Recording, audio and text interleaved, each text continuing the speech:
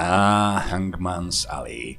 It's wonderful and disgusting. People either love to build here or absolutely abhor it. It's not as obvious a bad settlement as Murkwater's site from the last week, but it shares a lot of its problems. Horrible, uneven terrain, unscrappable objects getting in the way, a very small space to build to begin with, but it also has a bunch of its own, unique Hangman's Alley problems. About a quarter of the settlement is not accessible for the settlers, they just don't know they can hang out there. So if you want to build your marketplace in that zone, and it is one of the perfect, well, the only good space for a marketplace with a lot of merchants, well, you can't build there, you're out of luck. The narrow and cramped alley would also naturally entice you to build vertically upwards along the walls of pre-war buildings on both sides, but you actually cannot build on the rooftops. Now, these two Hangman's Alley specific problems I have fixed for myself with a mod. I also use a few little ones for detailing, decoration and such. It may be one of my most detailed settlements, with almost every room decorated with some small objects, posters and paintings and what have you, added to almost every single place. I must say I still count myself among the enthusiasts of this Fallout 4 settlement. Ever since my first playthrough, I have wanted to do one thing here and one thing only. Just take the style and atmosphere the place already has when you first enter,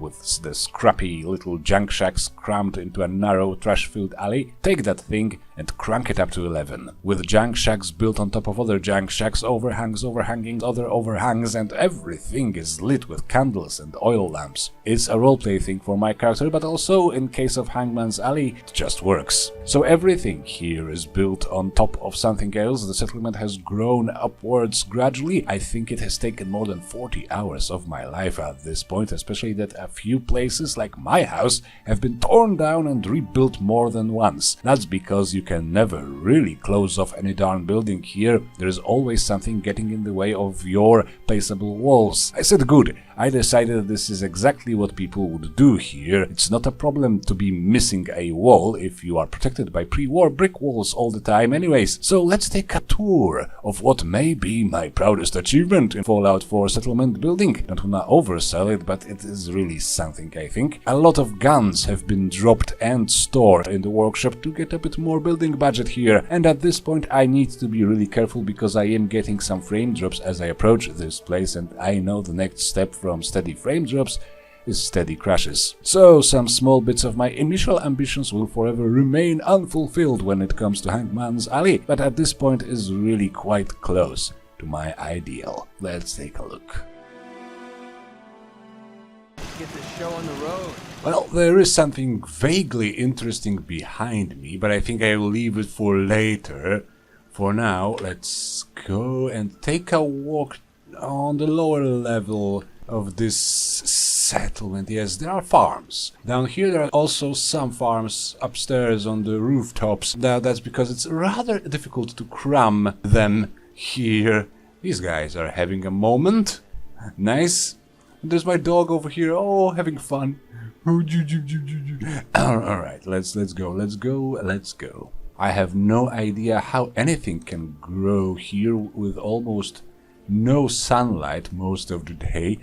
But here you go, it grows. As you can see, the original shacks, scrappy shacks, are preserved for this settlement. They are the most humble accommodation. There is some settlers' houses that are a little bit of a higher standard than this, but even these are slightly decorated. As you can see, there is some candles, a painting, and all that. A bucket for, you know, certain needs, because I don't have the room to build toilets and all that. Here is my communications office. It's also rather humble. Yes, I know. I know it's run by robots. That's why I never been, and I don't want to go there. Right. This is a desk from Salvage Beacons mod, and it allows you to place a salvage beacon. Well, you have to craft a beacon separately, but this allows you to send the salvager team to the container you left that beacon in, and all that is in that container will be brought by that team to your chosen settlement. Rather useful, especially if you build a lot and you need all the junk you can find. Here is my motorbike for immersive fast travel, even in survival. At the cost of fuel, I can travel from a settlement to settlement, as long as I have, at least in one of them, I have a vehicle. And yes, the lower level is rather uninteresting, but this here gets progressively more interesting, I think. This is my gun shop, run by a ghoul who is apparently a great fan of Grognak the Barbarian. And there's some detailing here too. There is a I Hate Morndas cup. There are some little... These objects are very interesting. They are clumps of little objects that are actually placeable and buildable in the workshop mode, and they can be used for decoration. I have quite a few. A grenade bin here, and could you please keep your weapons on your table, and all that. And there's even a forge for slightly overpowered swords that I can forge. Yes. This is a non-electricity settlement, as most of my settlements, because of weird principles my character adheres to. That's why I have really consumed a lot of oil to lit all of this up. As you can see, there are some colorful bottles that are probably irradiated slightly, but they make the entire place look like a giant wooden Christmas tree, I guess, in the evenings, and all the oil lamps everywhere. It's something. It's been a lot of oil. This is my clothing shop, as it is probably obvious from the general decoration here. There are some items here placed, even some Creation Club content. This here potted plant is a Creation Club content. Yes, I suffer and hate myself for it, but it was for free for a while, so I grabbed it. This is actually my provisioner. Some of my provisioners have a full suit of power armor, which is why I don't own too many of them, even though this is a rather long playthrough. This is a little bit of a public area, I would say. Not much to it, just a sort of meeting place right in front of my house. Oh, there is one little detail that I missed. There is a gym down there somewhere. Before we go to my house, we have another humble settler's house here. Nothing too special, but sort of cozy. And we have a hairdresser here. Also decorated partly with modded assets and partly with Creation Club assets. Yep. I somewhat like this place. There's a special radio from the Noir Suite, I believe is the creation called, and with some stereo here. And you can have a haircut in my settlement. It's one of the few settlements of mine that have such luxurious places like a hairdresser or something. Usually I just keep it very basic so that my settlers are not too spoiled because when people get too spoiled and decadent, then civilizations tend to collapse, and I would like to avoid that. But this is a place of commerce and trade and a stop for people who would like to stay close to Diamond City, so I decided to give it a little bit more of a city town vibe. Here we have my place, finally, with all the workbenches necessary. I can improve my weapons here, my armor here. I can cook myself something like a yellow guai roast. I can make chems, although I hate chems with this character. It's more for the throwing weapons. And I have my spare food here, and I can shave. That's just roleplay, and I can keep some extra stim packs if I have some in the mirror, and take a sip of water and pretend I am ironing my clothes and pretend I check myself in the mirror before leaving for another adventure. I also have a coffee maker here. This is not the Creation Club coffee maker. I also have one of those. I have two different ways of creating coffee. I may be a little bit addicted both to coffee and to new settlement building objects acquisition. Yes. And my bedroom, with everything that you might need. I am even experimenting on some outfits and trying to find a good uniform for my guards and provisioners. This is a modded, overpowered suit. I keep it just for decoration and shits and giggles. My junk jet that I am unable to part with is here. My small collection of swords. I have a bigger house in Vault 88 where more of my swords are, but this is a collection of This is, I believe, this is my first shish kebab, and this is of course Kellogg's pistol, and this is a pistol you find when you do a little creation club quest, and this is a perk chart from a mod, and my lovely collection of magazines. And this is even functional. You can actually make schedules for your settlers here, and this is somewhat useful because your settlers actually need some spare time to visit your shops and marketplace at well, if you can call it a marketplace, at your settlement, and then they leave more caps for you if they have the time to actually visibly, physically be there around the shops. And that is why you sometimes would like to keep a portion of your settlers unemployed, so that they can do that and leave some caps. Apparently unemployment is very profitable in this game. However, if you don't want to waste your settlers, you may use this little mod, that's settlement activity markers, I believe. You can use this mod to build this typewriter station and give them schedules, give them a lazy schedule. For example, they will work less, hang out more, and they will spend more time near your shopping center, let's say. Right. This is a rather detailed bedroom for my standards. Most of my bedrooms are not as detailed. There is a carpeted floor here, and I really like spending some time here and crafting in my house. This is very, very sort of neat and cozy, but also has just enough space to not feel very crammed. And my only 2 power armor sets, because I give away. Everybody gets a power armor. As soon as I have some power armor, a full set, I give it away to someone, to Kate, for example, to my provisioners. Yes, and you already could have got some glimpses of my coffee place. Let's go there. On this here rooftop, we have this here coffee shop from a Creation Club assets, and it took me a while to be able to build a donut fryer, because it requires cooking oil to be built. Not oil, not the component, cooking oil, the junk item. And since I use oil for everything, all my cooking oils had been broken, of course, into components long time ago. So I had to go on a little adventure just to be able to make donuts. But now I finally am able to make donuts, as well as tea and coffee here, and another set of tea and coffee here. It's rather lovely.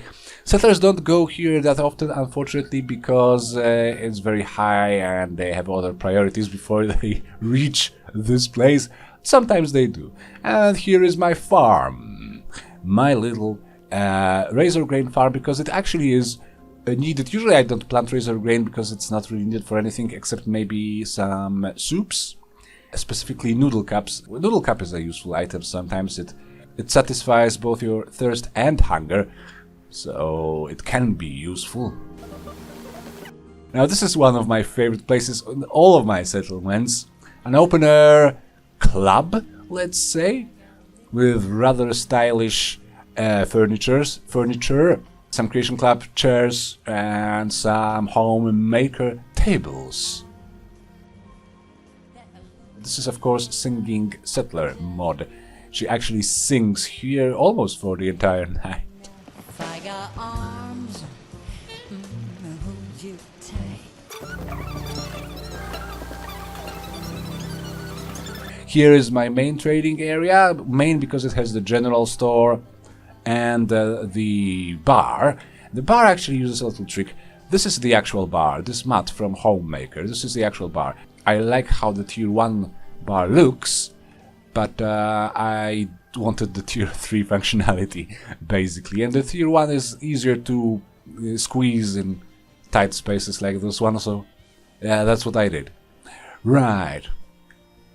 I missed a few things, I guess, but most of the most important things are already shown. Yes, look at this, for example, from this angle. Right? Like, this is rather cool. All these orange bottles and oil lamps really contribute to the atmosphere. This is a little bit, this is not that great of a shot, but you can still sort of discern how much effort has been put into lighting, not lightning, although maybe as well, but lighting the place properly, in a proper style. And how many buildings are on top of other buildings. This year, our members have put more things on top of other things than ever before. I think we more or less missed the main bunkhouse, for example, with the little living room area, a little kitchen area here with other sort of group objects. This is one object, for example, these vegetables on the cutting board, and this is another object, really nice for decoration, and they are not adhering to physics, so they will never drop anywhere and you will never lose them.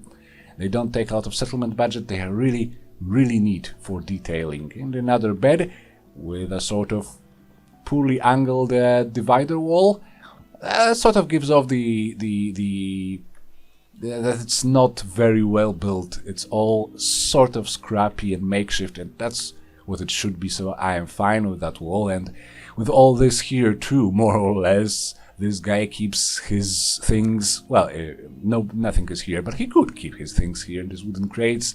So everything is a little bit makeshift, but also very much in style.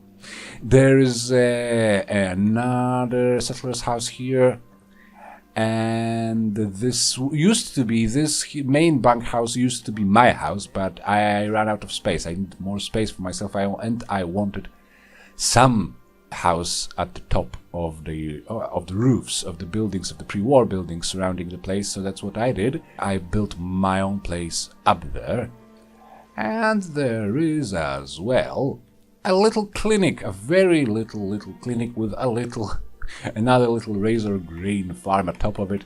Let's harvest it already, because, come on, it's not harvestable? It is. I really want some donuts. So I could use more of this space here. This is extended by Hangman's Alley extended mod.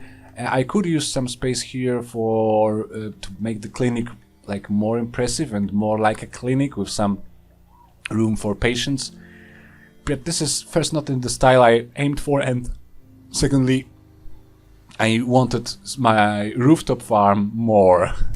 I really enjoy these little farms crammed into the place, and that's it. There's that gym. That gym is nothing special, but I can, I guess, show you the gym as well. That's the gun shop. Yeah, it's here, right next to the gun shop that we've visited. And that's the doctor. Yeah. Everybody has the proper attire, I think, almost everybody. So the farmhands, the farmers and the unemployed are dressed somewhat poorly and more rugged. The guards, as you can see, wear a full set of gold armor with one pauldron being another color. Red for the guards, purple for the provisioners. Except for that one guy who has his own custom power armor, so I can't really... his name is Chad, and I was afraid to tell him he should comply with my uniform standards. So yeah, that would be, I guess, everything there is to this settlement. I think, as I said, it's about 40 hours of work here, or maybe even more. I sort of lost count. There's been a lot of different versions, and I tried to make it as good as this every time. I had to scrap a few objects, a few things that I have built, because nothing that was here, almost nothing that was here before I arrived, has been scrapped. So yeah, I think this is mostly successful. It has a very unique atmosphere, and I am really happy with it. It's also very functional as a settlement you may need from a pure gameplay perspective. It's probably one of my most useful and most pretty and detailed settlements that I have ever built, and let me know if you would like to see more, and we will see each other again. Bye bye. Love is so much, honey, I just got to know I'm just a fool for you. What are you gonna do?